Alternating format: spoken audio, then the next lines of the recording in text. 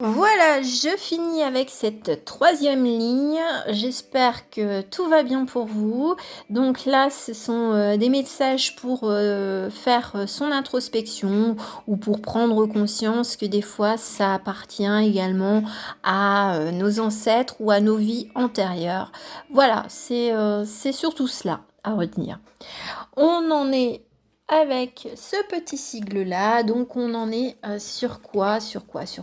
Attention, sur l'espionne, à écouter aux portes, glaner des informations, je veux dire ne pas être franc du collier. Voilà, c'est d'être un petit peu dans l'ombre alors qu'on pourrait parler avec certaines personnes. Voilà, j'irai pas plus loin.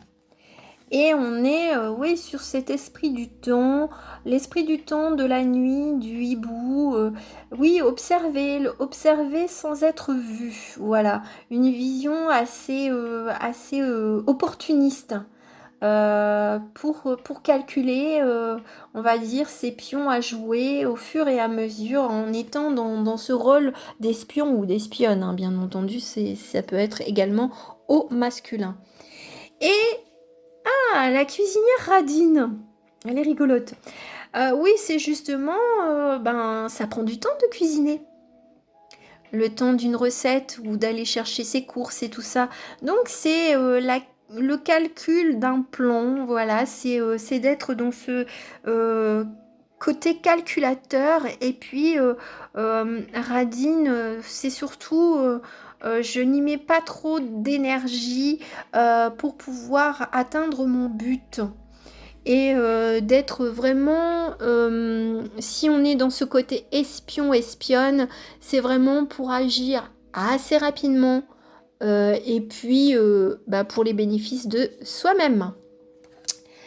Et on a la souplesse, traverser en douceur la zone de turbulence, la vie a le pouvoir de vous façonner, plier, mais ne cassez pas.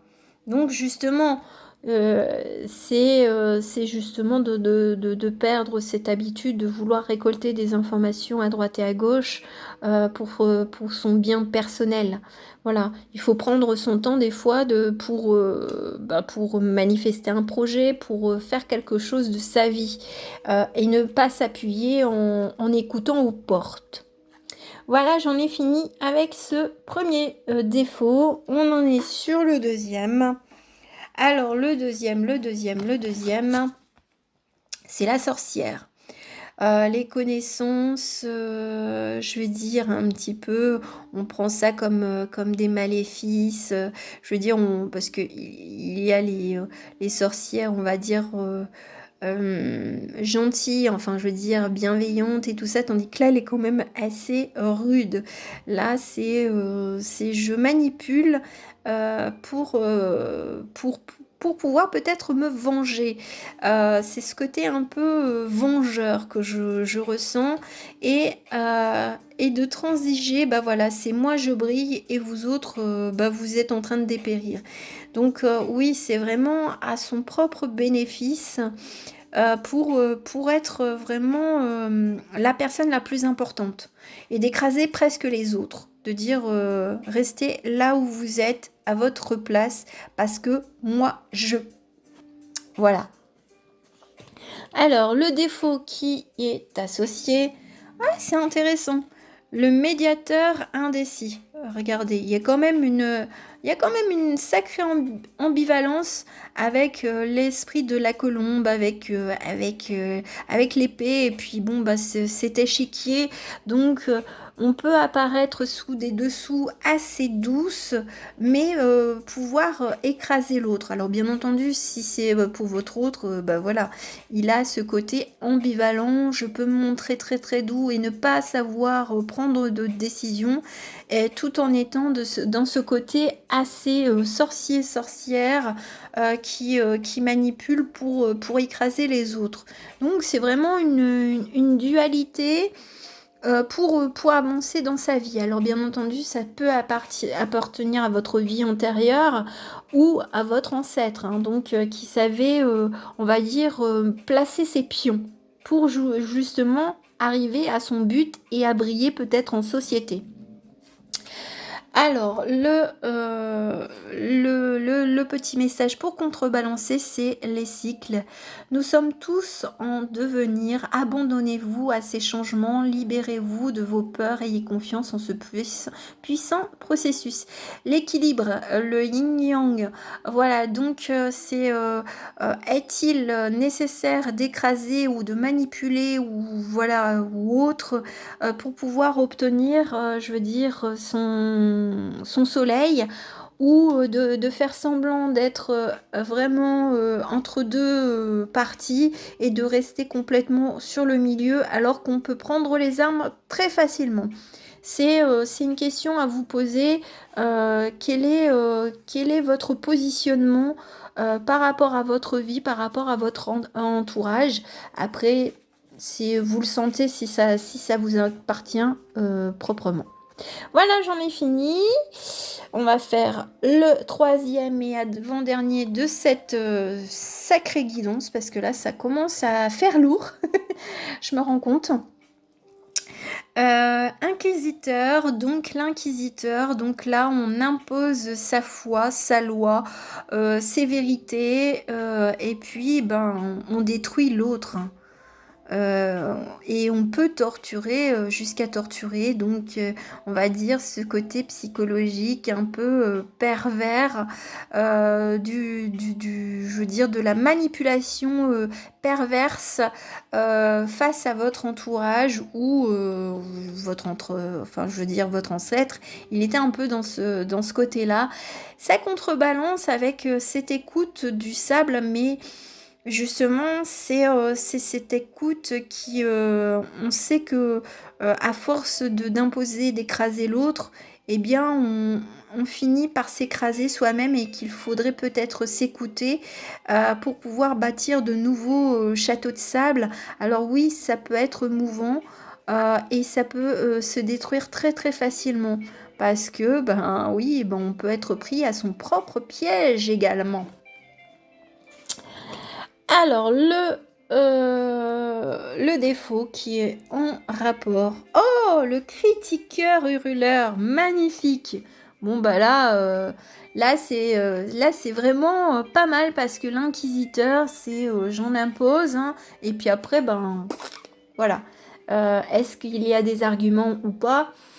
Non, c'est on impose. Et bien là, le critiqueur hurleur, c'est celui qui est sur les réseaux sociaux, qui va commencer à déblatérer sur une idée parfois totalement innocente et qui va hurler sa vérité en écrasant les autres. Et je veux dire tout ça parce qu'il a besoin d'être écouté et de se sentir vivant. Voilà. De reconnaître sa propre existence.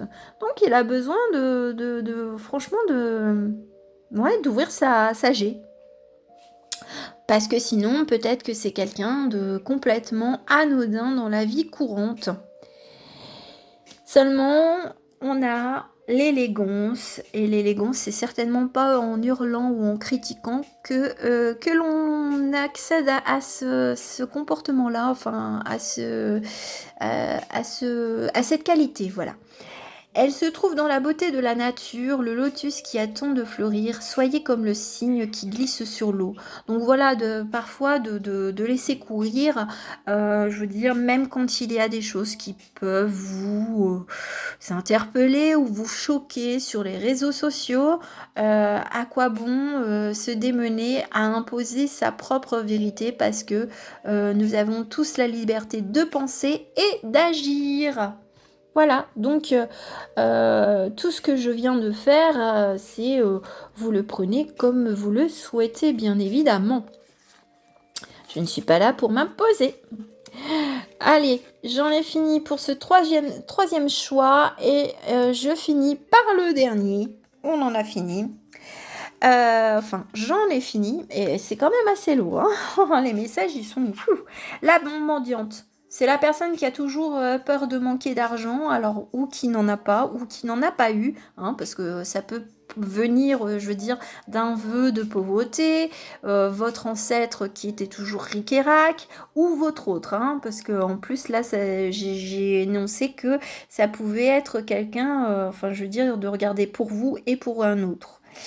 Donc là, c'est cet esprit, oh, tu peux me donner une petite pièce, mais alors que j'en ai plus que toi. Et oui, parce qu'il y en a qui veulent vivre de construire des châteaux en Espagne et on les rêve, on les voilà. Et donc, ben, on va essayer de grappiller le moindre sous-sous pour pouvoir vivre ses rêves en attendant qu'ils se réalisent, qu'ils se matérialisent. Et puis, ou c'est peut-être quelqu'un qui est toujours en train de dire ah mais je n'ai pas d'argent pour ceci et cela et seulement elle est tellement économe que elle pourrait se construire son château où que ce soit, hein. Je veux dire en Bavière, en Espagne, hein, en Sicile, en Grèce, enfin bref, voilà. C'est la peur du manque d'argent. Et le défaut, c'est le travailleur impatient. Donc moi, ce que ça m'indique, c'est surtout cette impatience, peut-être justement d'avoir tout cet argent récolté, travailler mais sans travailler parce que on réclame de l'argent. Et bah, bien entendu, quand on réclame de l'argent auprès de son entourage, eh bien peut-être que ça prend du temps. Et donc de se laisser, enfin je veux dire, la personne Amadou pour dire, ben voilà.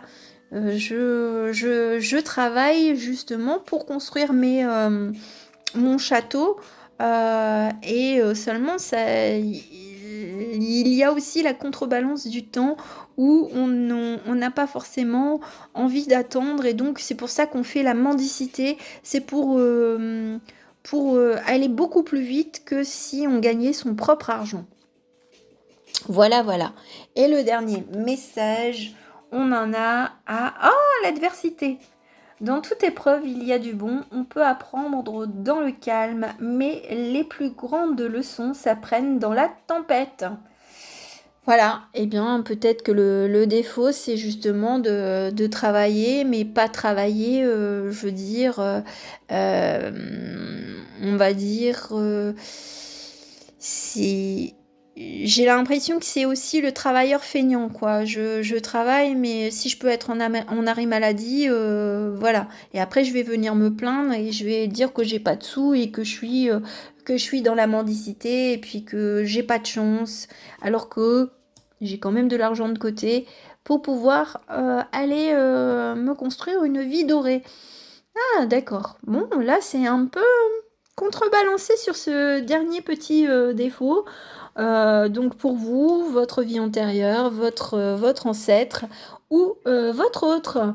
Voilà, j'en ai fini avec cette série de guidances, enfin je veux dire ces 3 guidances, enfin ces 3 vidéos plutôt sur la guidance, ben, les 12 défauts d'Hercule ou d'Herculéa. J'espère que ça vous aura plu et je vous souhaite une belle journée, une belle semaine et à très bientôt mes petites coccinelles. Gros bisous.